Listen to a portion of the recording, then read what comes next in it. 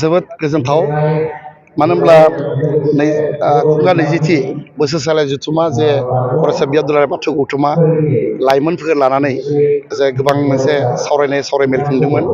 बेवहाय आंखौबो सावरायगिरि हिसाबै हांख्रायदोंमोन। आं नुजाथिफैदोंमोन जोबोद गोजोननाय मोनदों। गोबां फरायसाफ्रानो बेवहाय बाहागो लादों आरो बे ओनसोलनि बिमा बिफा बिथांमोनाबो बाहागो लादों।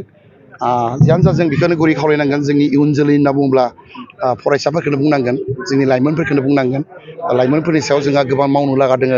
दुलाराय बाथौ गौथुम हिसाबै फरायनायनि बेलायावनो जाया मानो फरायनायनि गेजेरजों गावनि जाहाथे भबिसतखौ जाहाथे मोजां खालामलाङो, इयुन जोलैखौ मोजां खालामनो हायो, बिनि थाखाय जों बिथांमोननि सायाव गोबां सावरायनाय जादों आरो बेवहाय गोबां आलासि लिंदों। बिथांमोनजों लोगोसे आंबो दिनै बेवहाय नुजाफैनो हादों। नैबे समाव मा बुंनो जायो? बेखौ जोङो खावलायनांगोन। जोंनि लाइमोनफ्रा धोरोमखौ बेसे गोथौजों फोथायो, बिमा बिफाखौ माबायदि मान होयो आरो जोंनि फरायसाफ्रा माबायदि अध्ययन खालामो, स्टाडि खालामो, बिनि सायाव सावरायनो लागा गोबां दङ। थेवब्लाबो जों बेबायदिनो मोनसे बियाबानो जाया मानो बा आनसलिक माबाफोरानो जाया मानो, मा होनना बुङो, डिस्ट्रिक्टआनो जाया मानो, सावरायनायनि गेजेरजों जोंनि इयुन जोलैखौ जों लासैनो लाबोनानै जाहाथे दावगालांनो हायो।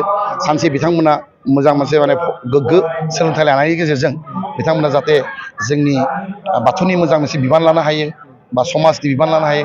बिनि थाखाय जों गोबां खामानि मावनो लागा दङ आरो गुरै खावलायगोन आङो, जोंनि लाइमोनफ्रा ओंखारनांगौ आरो बेबायदि मेल मिटिङाव बाहागो लानांगौ।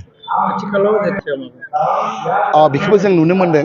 बेखौ जोङो अभिभाबक अर्थात गार्जेनफोरखौ जों गुरै खावलायदों जाहाथे बबेबा ओनसोलफोराव जुदि बेबायदिनो फेग्रा मुवा बा ड्राग्सफोरजों जुदि गफबना दङब्ला निस्सयकै बिथांमोना पुलिस प्रखाखननो आसलथे इनफरमेसन होनांगौ आरो समाजनि फोसाबनायनि बेलायाव आरो जोंनि समाज हिसाबै जोंहा बहुद बिबान लानानै खामानिखौ मावनांगौ जाहाथे बेफोरनिफ्राय गोजानाव लाखिनो हायो।